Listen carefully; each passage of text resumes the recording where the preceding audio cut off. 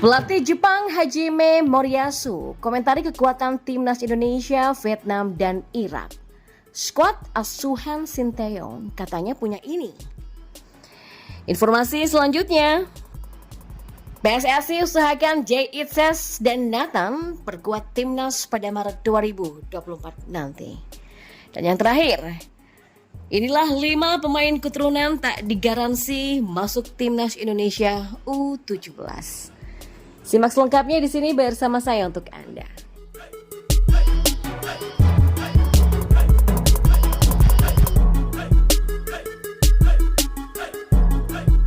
Informasi yang pertama. Ya, perlahan tapi pasti, timnas Indonesia kini sedang menapaki babak baru penuh optimisme bersama Sinteyong. Pelatih Jepang Hajime Moriyasu pun turut menyampaikan pendapatnya soal kekuatan tim Grup D Piala Asia 2023. Di bawah asuhan Sinteyong, timnas Indonesia sudah bisa tampil percaya diri di level Asia. Hasil-hasil positif yang diraih Garuda di berbagai pertandingan internasional jadi gairahnya. Belum lagi, tim Merah Putih kini diperkuat dengan pemain-pemain keturunan Grade A yang berkarir di luar negeri. Ya, setelah penantian panjang selama 16 tahun, timnas Indonesia akhirnya bisa kembali tampil di Piala Asia. Berdasarkan hasil undian Piala Asia 2023 yang digelar di Doha, Qatar pada 11 Mei 2023, skuad asuhan Sinteyong masuk dalam grup D bersama timnas Jepang, Vietnam, dan juga Irak.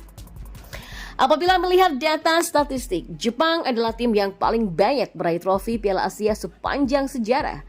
Mereka merengkuh gelar juara Piala Asia di edisi 1992, 2000, 2004, dan 2011. Pada Piala Asia terakhir di 2019, Jepang keluar sebagai runner-up setelah tumbang di final atas Qatar dengan skor 1-3. Irak pun juga pernah menjuarai Piala Asia edisi 2007, namun skuad asuhan Jesus Casas itu nampaknya sudah tak sekuat dulu. Apalagi di laga terakhir saat melawan Thailand di ajang Kings Cup, mereka hanya mampu menang via adu penalti setelah main imbang 2-2 dalam 120 menit. Sementara itu, Vietnam pernah memperoleh posisi keempat Piala Asia pada edisi 1956 dan 1960 yang saat itu masih menggunakan nama Vietnam Selatan.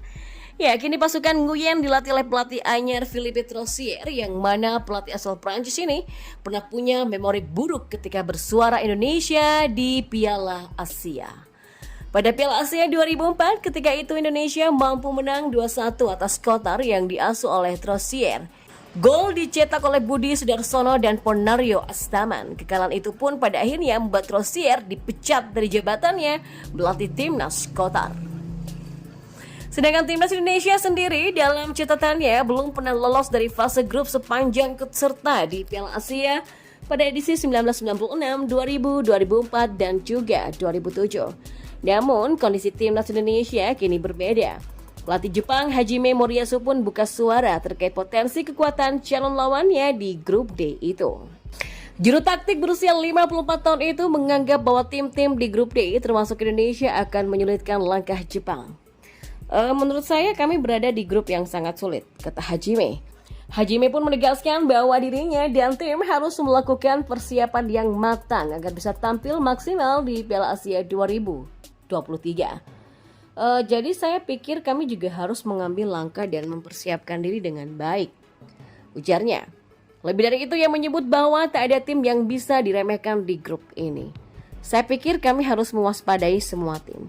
Kami harus melakukan analisa agar dapat mengetahui kekuatan sendiri dan mempelajari kekuatan lawan, kata mantan pemain timnas Jepang itu. Ya, sebagaimana diketahui Piala Asia 2023 akan dihelat di Qatar mulai 12 Januari sampai 10 Februari 2024. Nantinya di laga perdana Jepang akan berhadapan dengan Vietnam pada 14 Januari 2024. Jepang kemudian akan menghadapi Irak pada 19 Januari 2024, lalu terakhir melawan timnas Indonesia pada 24 Januari 2024. Dan informasi selanjutnya, ya, PSSI memastikan masih memproses dokumen Jay Itzes dan Nathan Choaon. Keduanya diharapkan sudah bisa memperkuat timnas Indonesia mulai Maret 2024. Nama Jay mencuat bakal membela timnas Indonesia sejak September lalu. Sebulan kemudian muncul nama Nathan yang diproyeksikan menyusul Jay Itzes. Keduanya sempat diharapkan sudah bisa menjadi anggota skuad Garuda pada Piala Asia 2023 yang akan digelar pada Januari sampai Februari 2024. Tetapi karena waktunya terlalu mepet, PSSI mengisyaratkan prosesnya bakal beres lebih lama lagi. Ya, untuk Jay Itzes dan Nathan Choaon sedang diusahakan untuk bisa bermain pada Maret tahun depan. Kalau bisa November ini akan lebih bagus. Yang pasti kami memang harus mempersiapkan kualifikasi Piala Dunia di grup F bersama Filipina, Irak dan juga Vietnam. Kita punya potensi, kata Ketua Umum PSSI Erick Thohir kepada wartawan. 5 pemain keturunan yang berlatih bersama Timnas Indonesia U17 tak dijamin masuk skuad Piala Dunia U17 2023. Kelima pemain keturunan tersebut adalah Jidabin, Maurice Simon Ananda, Amar Barkik, Chow Yun Damanik, dan Welber Jardim. Dari kelima pemain ini, 3 terakhir adalah diaspora. Ya, semua pemain sama-sama ikut dalam pemusatan latihan di Jerman. Direktur Teknik PSSI Indra Syafri tak menjamin semua pemain akan masuk skuad final Piala Dunia U17 2023.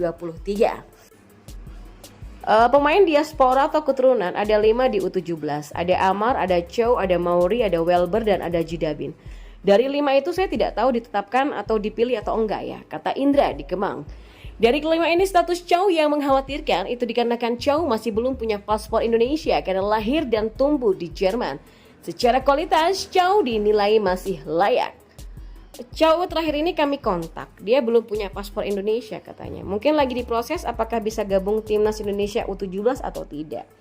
Tapi kalau secara kualitas, tim pelatih merekomendasikan Chow ini pantas jadi bagian tim Piala Dunia U17. Tapi ada persyaratan administrasi yang memang harus dilengkapi, kata Indra Syafri.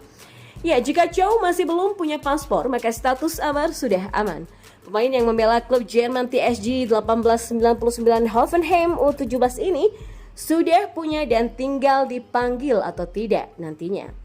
Secara terbuka, Indra juga menyebut hanya Amar dan Chow yang direkomendasikan untuk masuk skuad final, namun tidak menutup kemungkinan Welber juga tetap akan masuk. Ya, seperti diketahui Timnas Indonesia U17 akan memulai perjuangan di Piala Dunia U17 dengan melawan Ekuador pada 10 November nanti. Setelah itu tim asuhan Bima Sakti akan jumpa Maroko dan juga Panama.